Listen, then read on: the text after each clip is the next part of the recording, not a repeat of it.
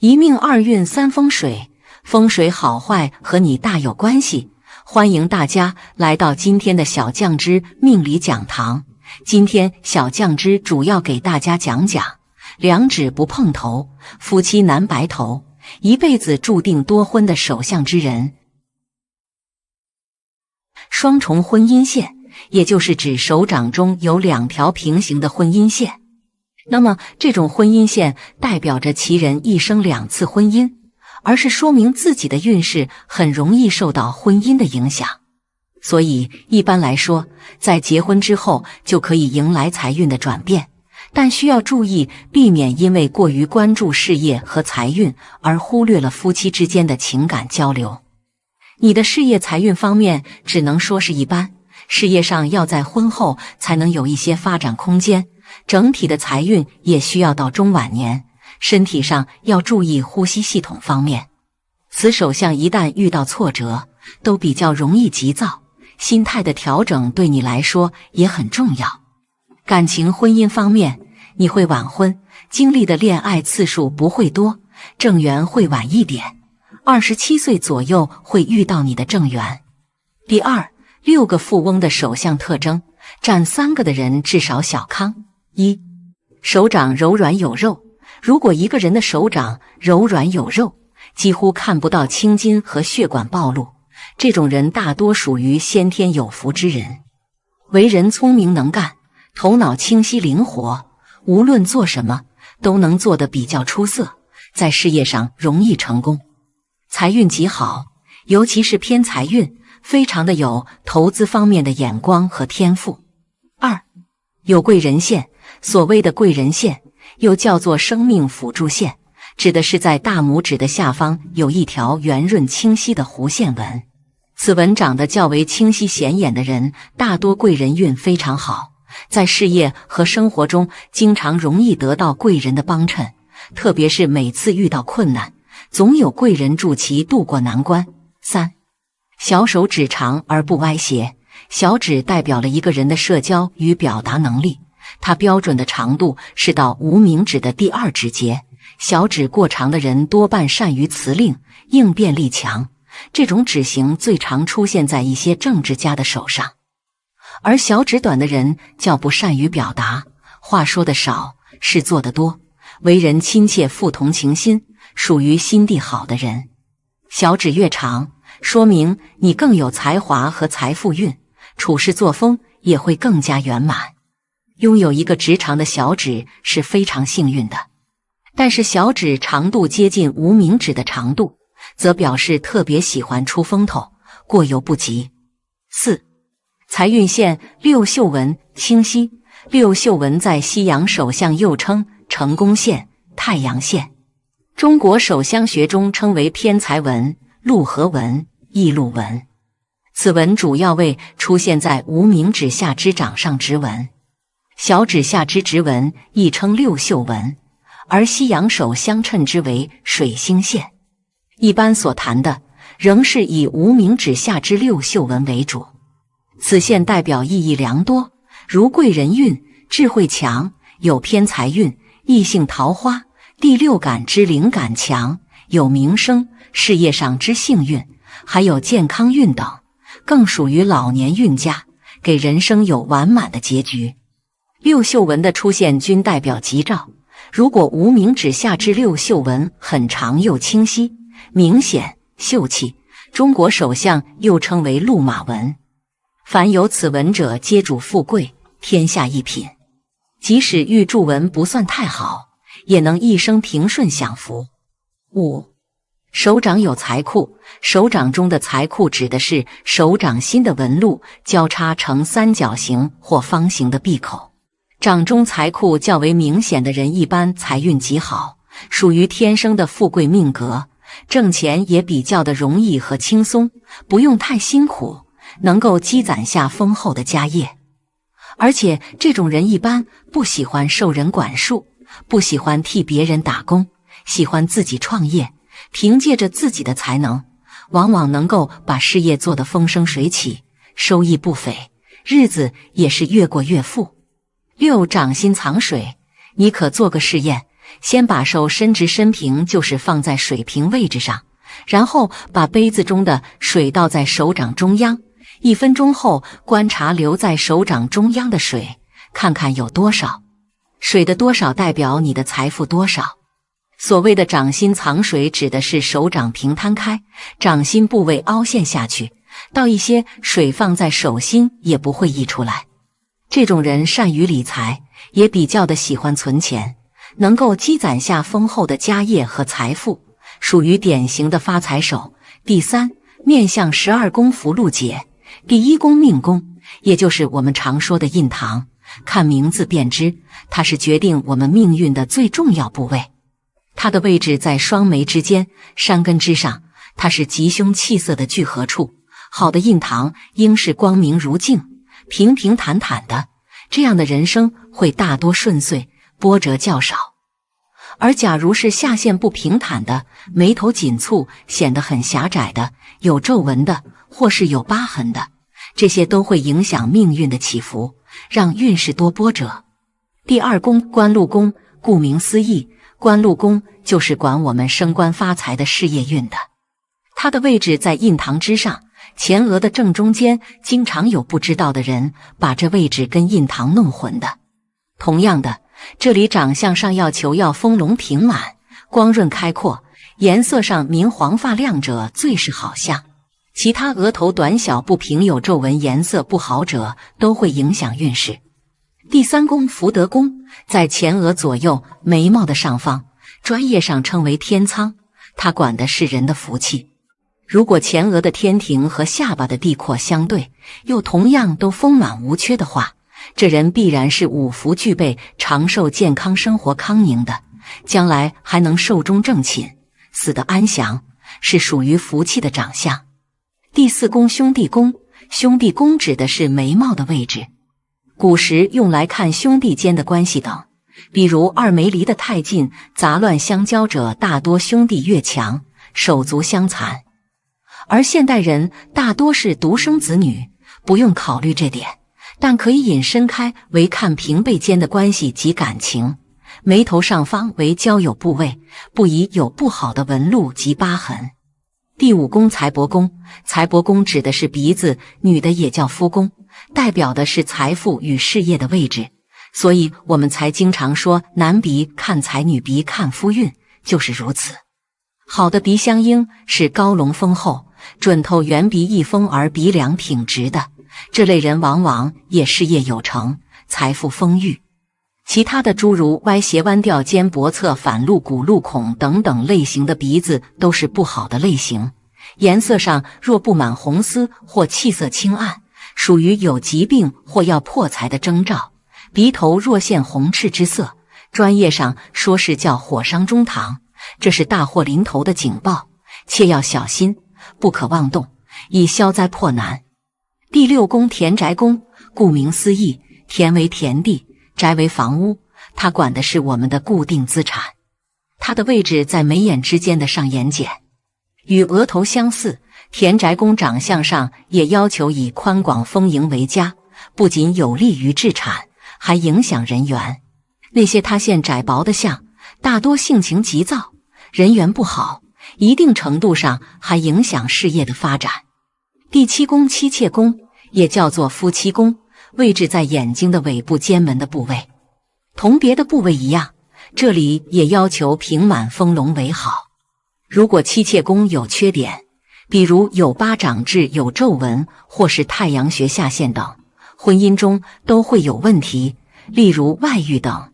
第8宫儿女宫，顾名思义，儿女宫看的是儿女的信息，位置上在下眼睑内堂位，此处也要求要丰厚，不宜空陷。在医学上，这个部位与小脑的关系也很密切，如果有缺陷或有遏制邪纹之类的，都会影响到小脑，从而影响性欲，对将来孩子的成长、健康、个性方面有不利影响。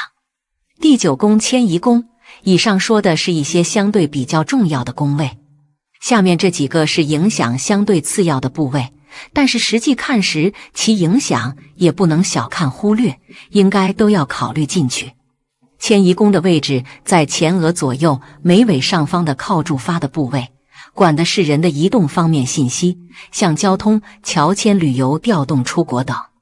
第10宫极恶宫位置上在我们的双眼中间山根部位，管的是我们的健康以及祖产根基等方面。长相上要求丰满润泽，气色良好，如有断裂、塌陷、痣疤破败等，都是很不好的兆头。第11宫父母宫，也即是前额天仓左右的日月角，长相上要求高圆明净，气色良好，微微隆起，无偏斜。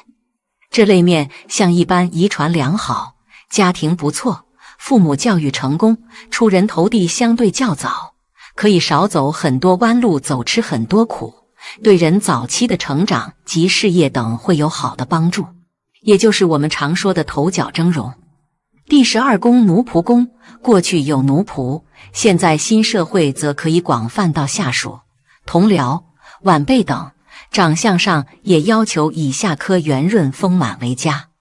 此部位如果肩线偏斜窄削等，一般人际关系不是很好，身边周围之人不是很拥戴，所以特别要注意弥补下孩子的教育及与他人的相处问题，以免晚景寂寞。以上是从五官脸上的部分来看面相，只能作为一部分的参考。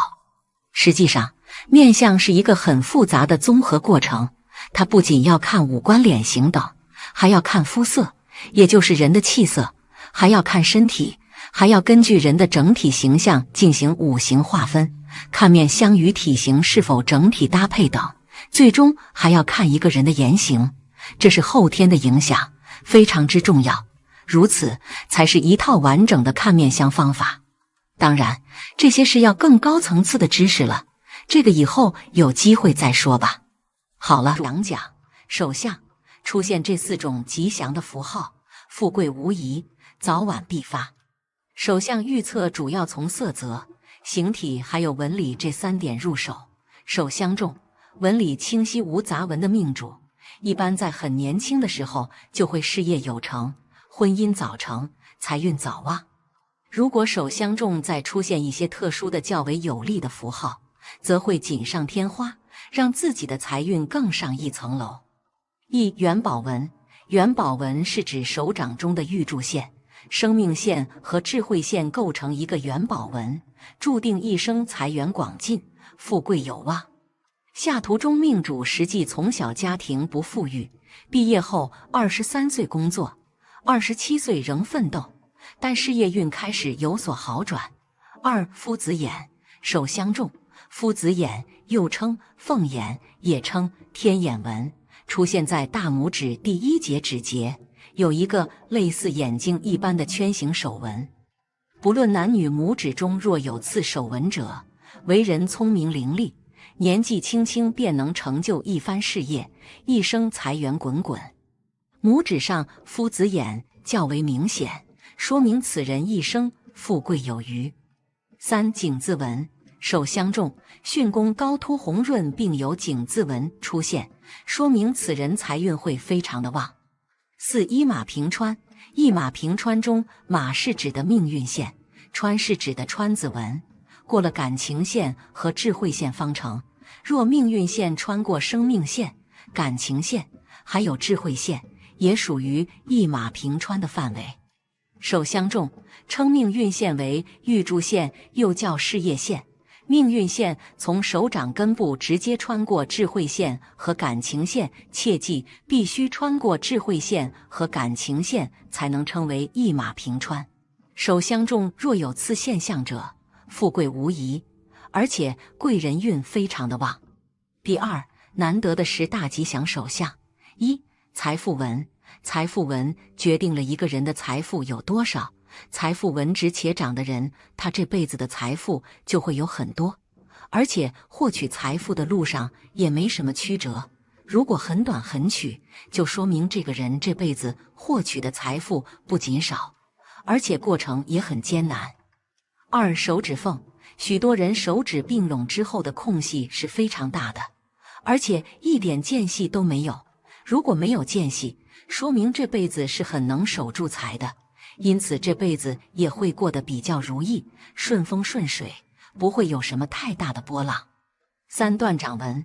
断掌纹其实也是一种很好的手相，如果手上有断掌纹，那么这个人这辈子一定是会有成就的，是非常吉利的手相。所以有这种手相的人要抓住机会努力，这样才能功成名就。4、红润厚实的手掌。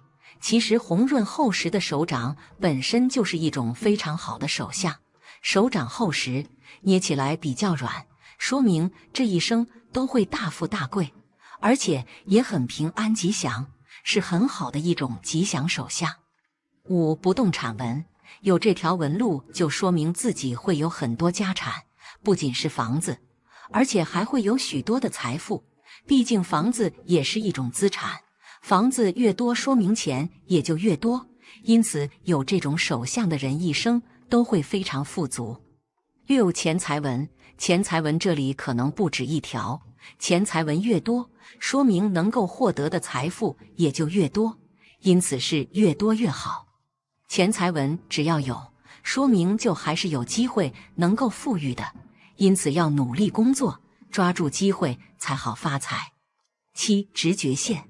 手里有直觉线的人是非常有商业头脑的，很有投资理财意识，因此他们也知道如何抓住商机，去给自己创造更多的价值，从而吉祥富裕。8、手中财库。手中的财库是聚集在手中心的细纹上的，一般会成一个小三角形或者四边形。这个财库越大，说明能够赚到的钱就越多，手中持有的财富也会越多。9、太阳丘隆起。许多人的太阳丘都是凹进去的，那么这里就看不出来是否有财了。不过太阳丘隆起的人，财运肯定是比较好的，有发大财的机会。如果太阳丘很饱满，那么也会肯定会是大富大贵的命。10、中指长。虽然中指一般来说都是最长的，但是中指比其他的手指长很多的话，那么就说明这个人的一生都会非常富足，而且生活也是非常无忧无虑的，是很尊贵的人。第3，手握金竹必暴富。4种发财手，越来越富有。一、手指如竹笋，金竹手。在手相学中，手代表了一个人的抓财能力。如果一个人的手指长得如竹笋一般细腻而修长的话，这种人大多命比较好，容易富贵。这种手相的人大多非常的善于理财，有着很强的抓财能力，善于运用金钱去做一些投资，能够让钱生钱，手里掌握的金钱也会越来越多。如果再得到一些贵人相助的话，必定能够富甲一方。2、手软如棉花。如果一个人的手掌长得柔软且很有肉感的话，这种人大多先天命格较好，容易出生在富贵之家，从小生活无忧，还容易得到家中长辈和亲朋的相助，因此无论做什么事情都比较容易获得成功。而且性格淡，多温厚，命中的贵人运较好，容易得到贵人的相助，无论在生活何事业上都比较顺利，挣钱也比较轻松，一般都不会缺钱花。3、掌红如血色。手掌的颜色代表了一个人的血气健康。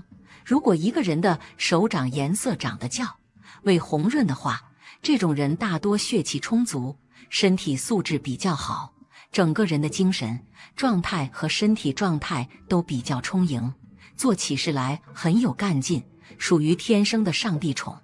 而命中很有福气和财气，一生财路畅通，财源较广，做事如有神助，一辈子财源滚滚，很难受穷。4、掌中有黑痣。如果一个人的手掌中心部位长有黑痣的话，这类人大多观察力非常强，而且考虑问题思路也比较的独到，很有远见和抱负，内心也比较强大，能够承受挫折和压力，所以在事业方面总是能够看到别人发现不了的商机，特别的适合做生意，总是能够抢占先机，挣钱的渠道比较广。速度比较快，善于积累财富。第四，十分少见的富婆手相，肤质白里透红，有贵气，天生少享福命。中指较长，容易大富大贵。中指较长代表着有较强的权力欲和富贵欲，他们的理想目标是一定过上大富大贵的生活，要出人头地。他们有较强的进取心，做事大气，不拘小节，不会被一些小的财富而迷失方向。这样的人更容易能大富大贵。手指并齐没有缝，聚财理财。除了大拇指以外，将4个手指并拢。如果指缝间没有缝，连芝麻都掉不下去。这样的人很会存钱，不管男女都很擅长理财，生活中的开支和花销都是精打细算，不会盲目，所以这种人很容易大富大贵。钱财纹多，会理财。钱财纹也称为理财纹，是指在小指和无名指中肩下面很多细细的斜线，如果这些线比较深且多的话，代表着财旺钱多，一生有花不完的钱，生活上必定是大富大贵。手中多财库，有财运。手中的线互相交错中构成大的四方形或者为三角形或的人，甚至手中形成多个四方形或者三角形，这些形状为财库，代表着财富。不管男女，他们在钱财的运气上会比较幸运，容易大富大贵。手掌厚实，有聪明的求财头脑。手掌厚实的人代表财运事业基础好，不管是生活或工作，他们都会充满着干劲，在求财上有聪明的头脑和灵活的智慧，他们也会为了自己的未来一直在默默的努力。这类手相的人比较容易能大富大贵。6. 太阳丘隆起，有赚钱能力。太阳丘在无名指的根部，代表着财富。如果手掌中太阳丘隆起，说明此人很具有赚钱的才能，工作中奖金多，财运上亦有意外发财的机会，并且能存得住的钱一定不为钱财而累。男的财运好，女的则容易嫁有钱老公，属于大富大贵的手相之一。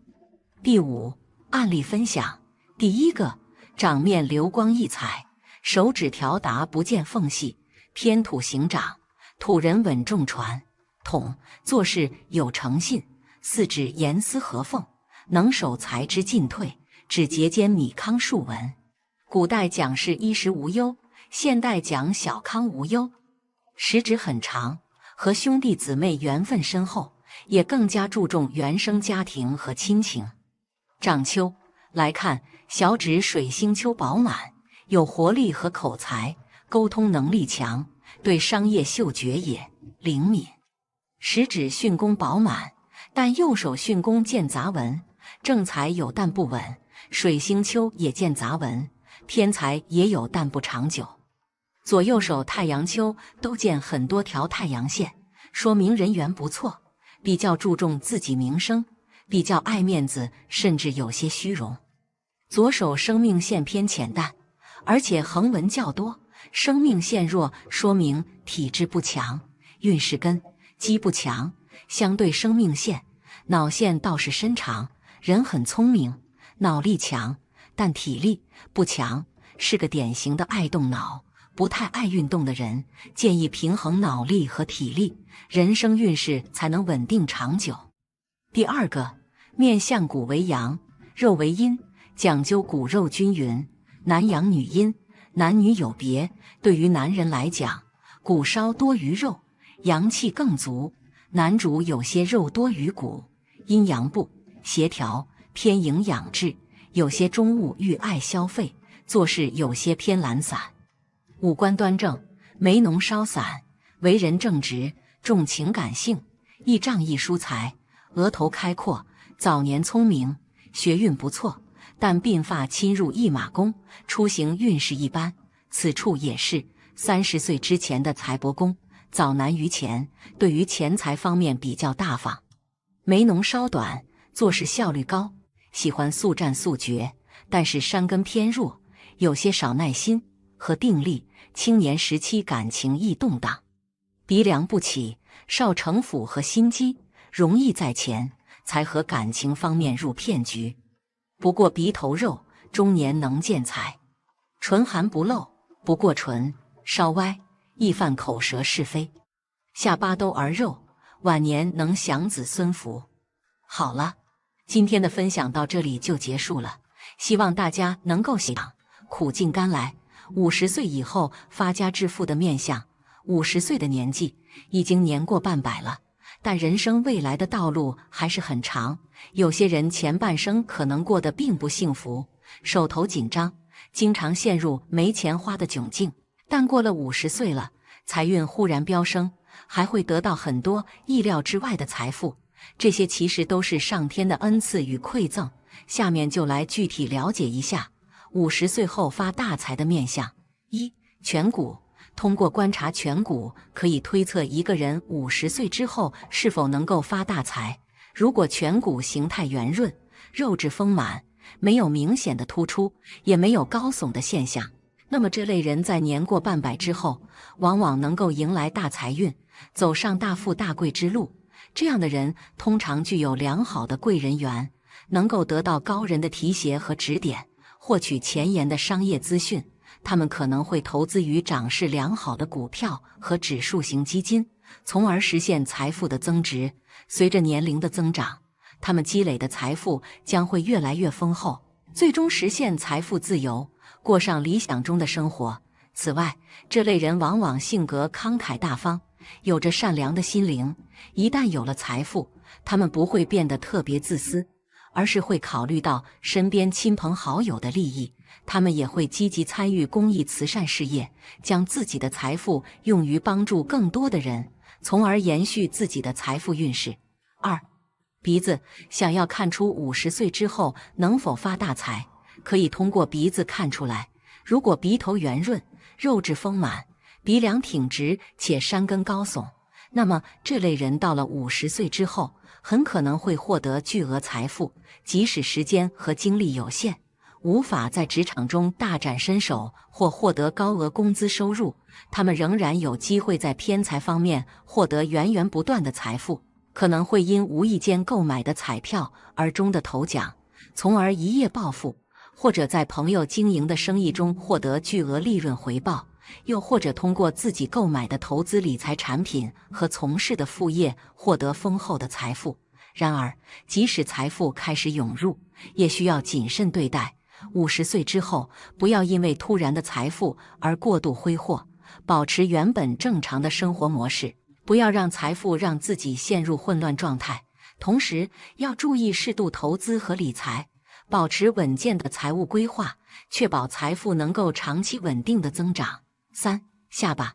想要看出50岁之后能否发大财，可以通过下巴看出来。如果下巴圆润且肉质丰富，没有明显的棱角，那么这类人可能在财富上取得巨大的成功。由于他们命运好，职场中可能会碰到许多机缘巧合，从而完成一些非常大的项目，进而获得不断的升职加薪，财务状况会变得很宽裕。此外，他们的孩子也有可能在自己所处的领域取得卓越成就。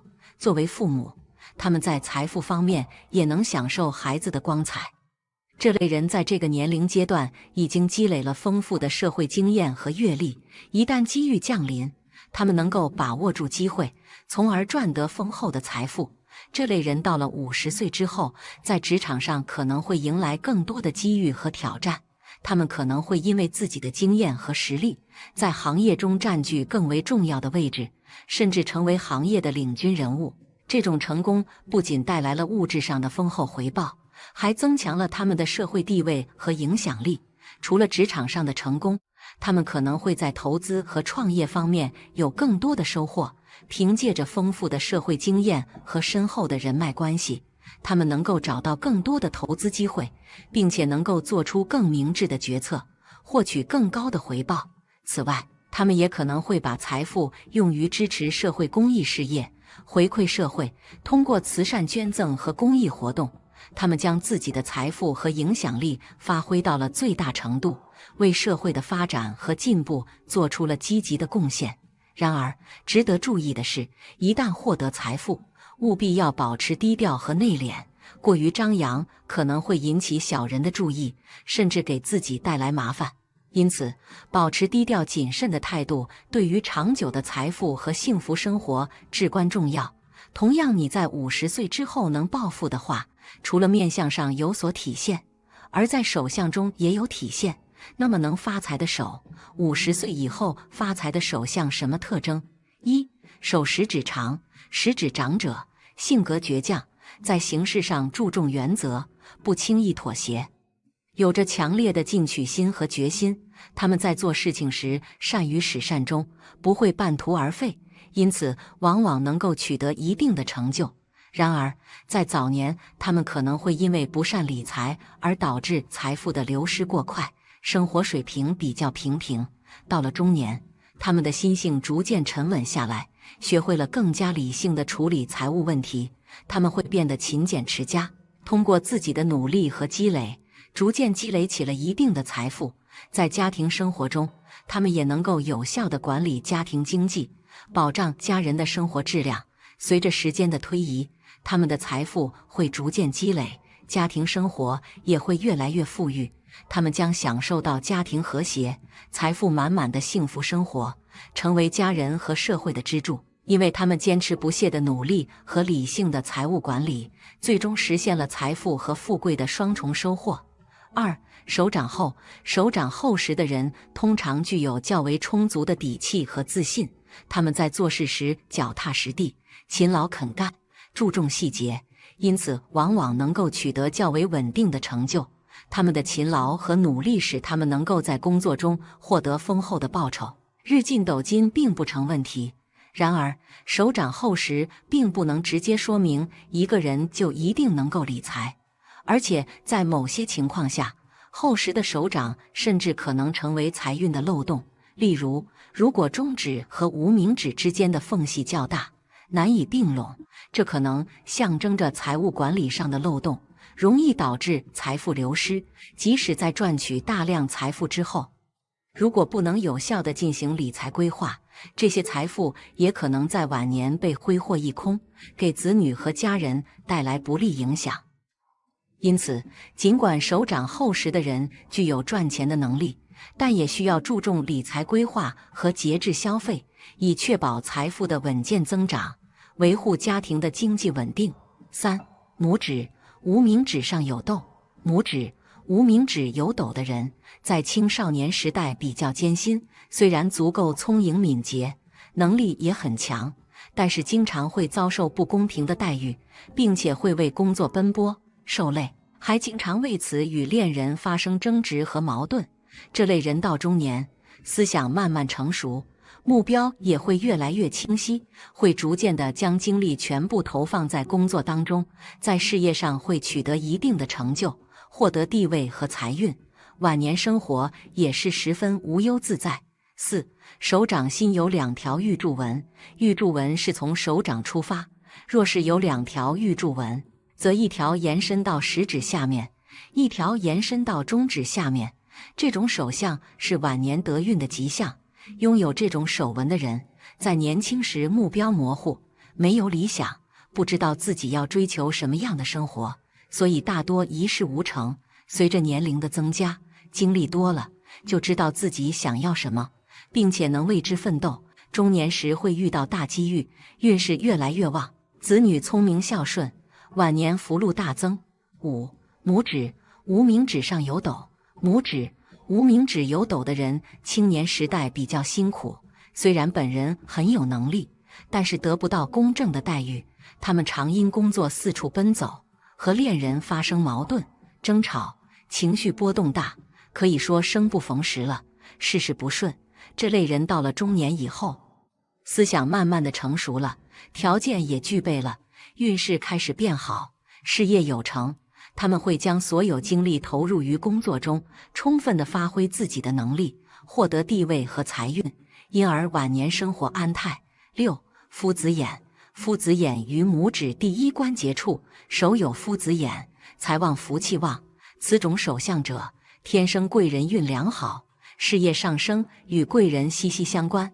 时间愈久，贵人愈多，事业愈加旺盛。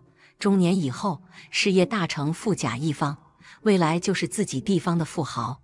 7. 手掌宽厚粗糙。